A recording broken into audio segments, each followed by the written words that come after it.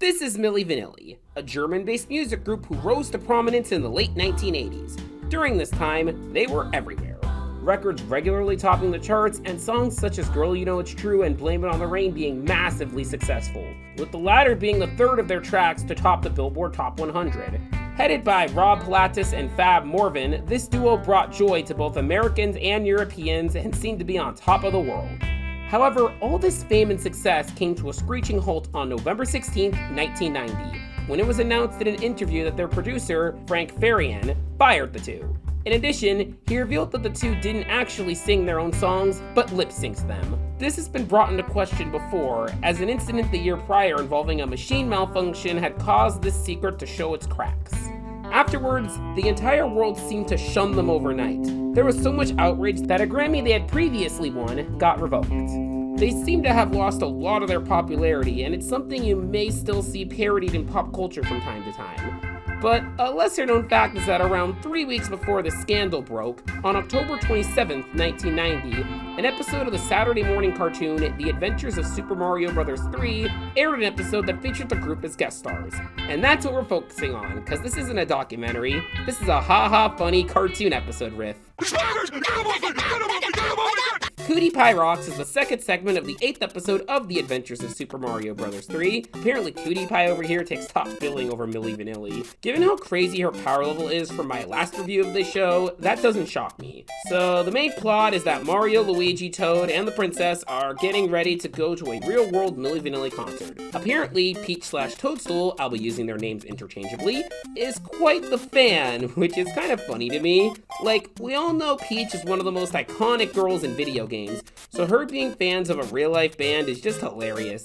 It's extra funny since Peach was created in Japan and she's a fan of a band that was mostly popular in North America and Europe. Like, if this continuity had gone on for any longer than 1991, how would her and other various girls in the Mushroom Kingdom react to boy bands or similar artists that came after? Oh my god, Peach. Have you listened to the Backstreet Boys? They're so rad. Oh, please, Daisy. NSYNC is way better. Justin Timberlake is a legend. I just learned Nickelback is performing live in Delfino Plaza. I already got the jet ready. No jail time is stopping us this time. Wait, what? Nothing. This Jonas Brothers concert is gonna be off the hook. Was totally thinking of poning you by getting us Naked Brother band tickets. Ew, gross. Baby. Oh, yeah.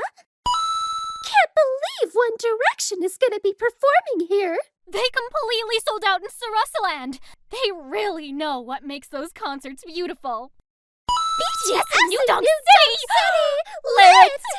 Also, I love Peach's outfit here. There's something charming about the upper crust royal types wearing casual attire. It really helps humanize them more. It kind of gives me the same energy as when I see the Sailor Guardians in casual clothing. People can get very creative with those. Also, Mario and Luigi look super proper because... we're going to a Milli Vanilli concert, not a symphony. I mean, you're in New York. Use those to catch a late Broadway show after. It'd be far superior anyway. Yes, I know they are in Brooklyn and not Manhattan, you commenter. The public transportation is really good over there, so they can reach a show easily. So they're at the concert that's performing at Citi Field, I assume? If yes, this is a more excited crowd than the average Mets fan that goes there. Also, I must comment on how funny these background characters at the concert look.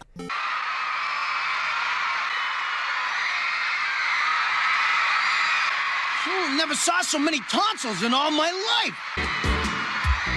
I'm a guy who tends to notice small background details in cartoons, especially when a show has unique background characters, so seeing these cursed as hell faces all over the screen is just so eye-popping. I'm just gonna put this comment right here so it doesn't fill up the rest of the video, but the animation in this episode is particularly poor.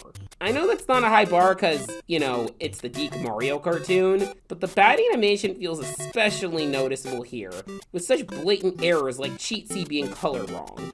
You can tell they blew most of the budget just getting Milli Vanilli. Now, while researching this episode, I found that it has an article on the Super Mario Wiki, and there's a list of animation and continuity errors on the page, and it's quite lengthy. Though I feel like counting every type of those errors on a wiki page would lead you with something as long as the iCarly wiki shipping pages. But yeah, we learned in this episode that Cutie Pie is in love with Milli Vanilli and wants to kidnap them. I wonder if they would have been turned into rocks if they didn't ask her out in her previous takeover of the White House. Back at the concert, Milli Vanilli start performing and... oh look, they perform my favorite bit of background music from Captain N. But notice how their mouths are still moving as the music plays? Well, as mentioned before, this episode aired just 3 weeks before the lip-syncing scandal happened, and one of the after effects of it was that this episode was altered on subsequent airings to edit out their music. You'd think it'd be for some copyright licensing reason, but nope, it's for the scandal. The original airing of the episode had them performing some of their most famous songs, but here, we get this, which is honestly funnier.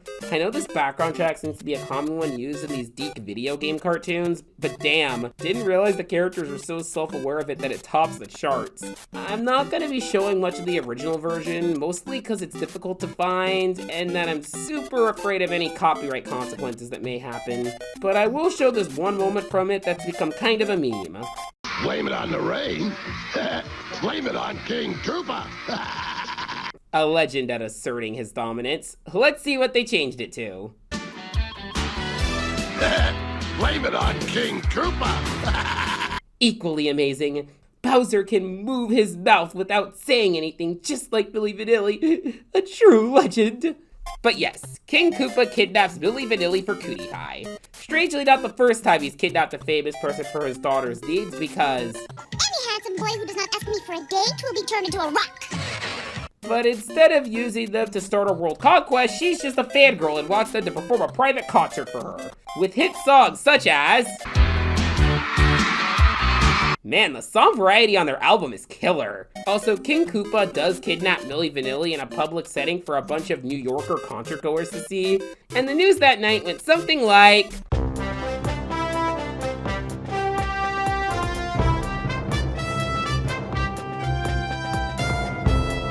Breaking news! Another weird turtle incident has occurred. Popular music group Milli Vanilli was just lifted into the sky by the same turtle that has been reported to have seized the White House. Sources say they are bored aliens wanting to fuck with us due to their weird flying saucers ship thing. Others say they are related to those Teenage Mutant Ninja Turtles. Additional sources say that one of those Ninja Turtles is dating a teenage fairy magical girl. It's mass hysteria! So back at Castle Koopa, after some back and forth banter between Cutie Pie and Milli Vanilli, including her kissing one of them,